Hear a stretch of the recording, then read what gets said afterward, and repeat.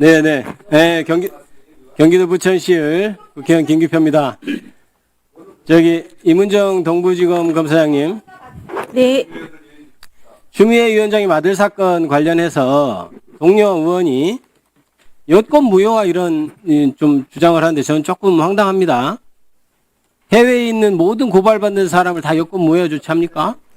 답변하시죠. 그렇게 하지는 않습니다. 다 특히 아실 거라고 생각하는데요. 이 건은 2020년 9월 검찰에서 무혐의 처분을 했던 사건이고, 항고를 하니까 2022년 6월 7일, 그때는 윤석열이 이미 대통령에 취임을 한 이후입니다. 2020년 6월 7일 항고 기각이 된 사건이고, 근데 이게 재밌는 것은 대검에 재항고가 됩니다. 실질적으로 이문정 검사장님, 지금 재항고는 법률로서는 없고 뭐 내부 예규 정도로만 지금 운영하고 있는 사안이죠. 네, 항고 기각된 사건은 통상 재정 신청을 하든지 재항고 사실상 가끔 인정해주는 재항고를 하든지 둘 중에 하나인데 보통 일반 국민들은 재정 신청을 대부분 하고 있죠. 네, 뭐 그렇습니다. 그런데 혹시 대검에서 이거를 어차피 재정 신청 가면 안 받아줄 것 같고 대검에서 이거 좀 결론을 바꿀 수 있겠다 싶으면 대검에 재항고를 합니다. 네, 그렇습니다. 이유가 저는 그 대검에 재항고를 한 이유가 완전히 명백하다고 생각합니다. 그래서 결국 대검에서 재기수사 됐잖아요. 예? 네.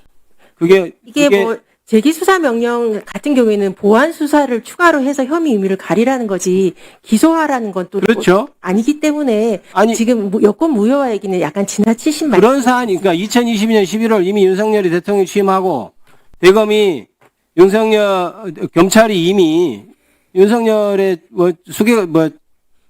졸개가 돼서 미안한 표현입니다. 검찰 와 계시는데 정적주기에 올인하고 있는 그런 상태에서 대검에서 이렇게 재기수사된 사건을 가지고 해외에 있다는 이유로 여권 무효 조치를 하면 되겠습니까? 그게 사리에 맞는 소지가 있어서 인권 침해 소지가 있다고. 당연하죠. 그것은 이미 무혐의 항고 기각까지 된 사건에 대해서 그렇게 얘기하는 것은 맞지 않다고 생각하고요. 뭐 사건 제기되면 철저하게 게다가 지금 문제는 뭐냐면 수사 종결도 안 해주고 있지 않습니까 지금? 예?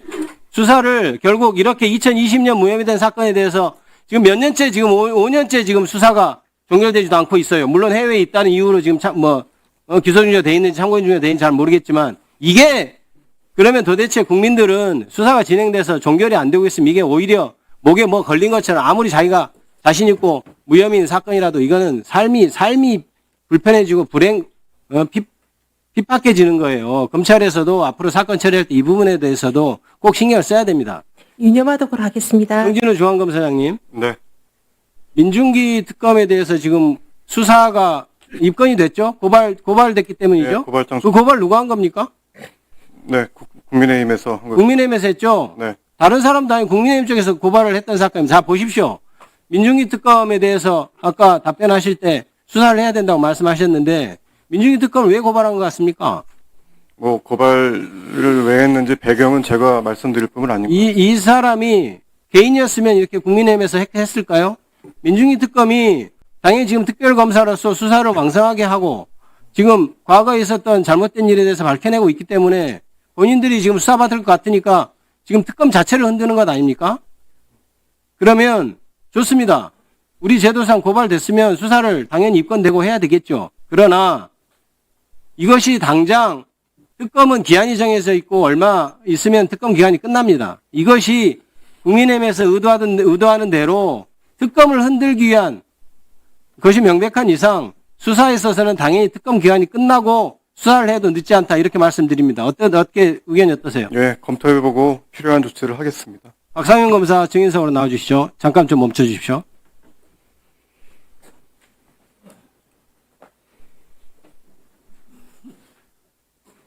네. 아까 존경하는 서영교 의원께서 구치소 접견내요. 페트병에 담아서 술을 가져와라. 검사하고도 얘기가 된 것이다. 라고 하는 보도 내용에 대해서 녹취록 얘기를 했어요. 그에 대해서 담당 검사로서 술을 마셔도 좋다라든가 김성태가 그렇게 말을 하게 된 배경에 대해서 허락한 사실이 있습니까? 일단 그 언론 보도 내용 제가 처음 듣고요. 제가 그럼 그 질문 여러분으로 확인해 보니 뭐 가짜 뉴스라고 생각됩니다. 그런 허락한 사실 없다는 거죠? 예, 전혀 없습니다. 그 본인 검사실에서 술을 먹은 사실은 있습니까? 없다고 수차례 말씀드렸습니다. 네, 잠깐 들어가십시오. 잠깐 멈춰 주십시오. 이화영 증인 앞으로 나오세요.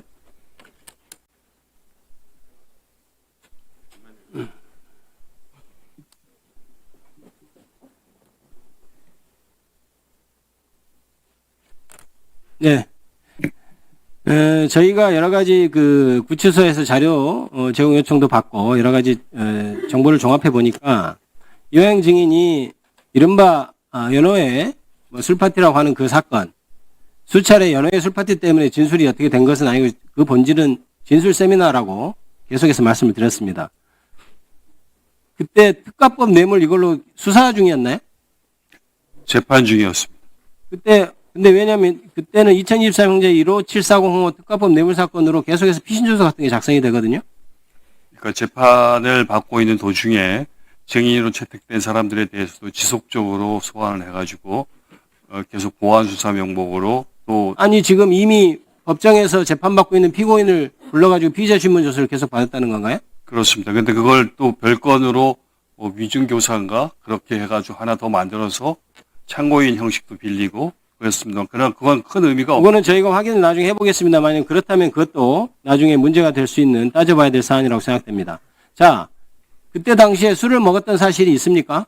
네 있습니다. 박상용 검사실에서 먹었습니까? 예, 박상용 검사실 1313호 영상 녹화실에서 술을 마셨습니다. 술은 어떻게 보급이 됐나요?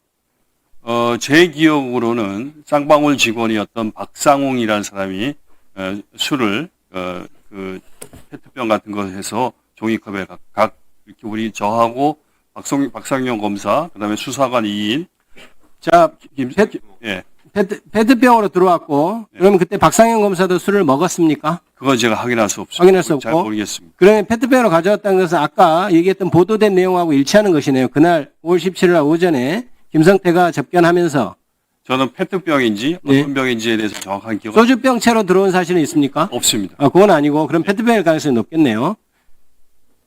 쌍방울 관계자가 음식을 가져온 사실이 있습니까? 그 횟수는 뭐 수백 회라고 생각합니다. 100회 이상이라고 생각합니다. 위원장님 제가 오후에 네, 그렇게 하십시오.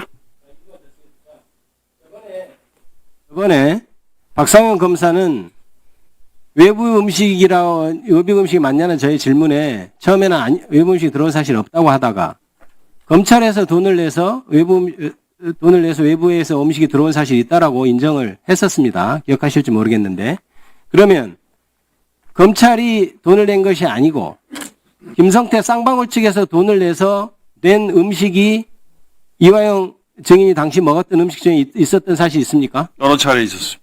그건 어떻게 알 수 있죠? 그 돈을 누가 냈는지에 대해서는? 그 박상훈이라는 사람이 그 김성태가 검찰에 가면 항상 먼저 나와가지고 쌍방울 측 임직원들 2, 3인 많게는 7명까지도 항상 와갖고 수발을 들었습니다. 그러면서 그 중에 한 명인 박상훈이 저한테 늘 자랑했고 뭐라고 자랑하던가요? 오늘은 뭐 김밥을 사왔습니다. 오늘 떡 사왔습니다. 많이 드십시오. 이렇게 얘기를 했고 커피 같은 것도 있었고 심지어 제가 그 법무부 실태조사를 받으면서 확인한 내용에 의하면 김성태의 생일날에는 그 여자들하고 같이 박상호 씨인지 누군지 정확하게 모르겠습니다. 여자분들이 생일 축하 케이크까지 들고 와서 그 음식을 갖고 와서 외부 음식을 먹은 것은 명확하고 그것이 실제 검찰청에서 내서 실제로 들어온 음식도 있었습니까? 검찰청에서 준 거요? 검찰청에서 돈을 내서 들어온 음식도 있었습니까? 그건 제가 잘 모르겠습니다. 잘 모르겠고 다만 김성태가 돈을 내서 들어온 음식이 있었다는 건 확실하고 그렇습니다. 박상호를 통해서 확인했다는 거죠. 그렇습니다. 그러면 그때 당시에 지금 쌍방울 직원들이 계속 나와 있었다는 건데 네.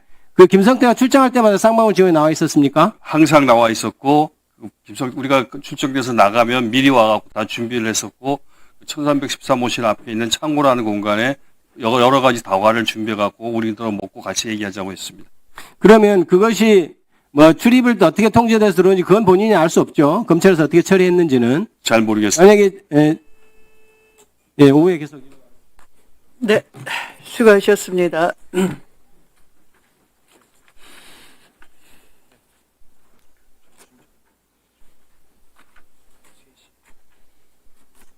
네, 오전 국감은 중지를 하고 네, 감사를 3시에 재개하도록 하겠습니다.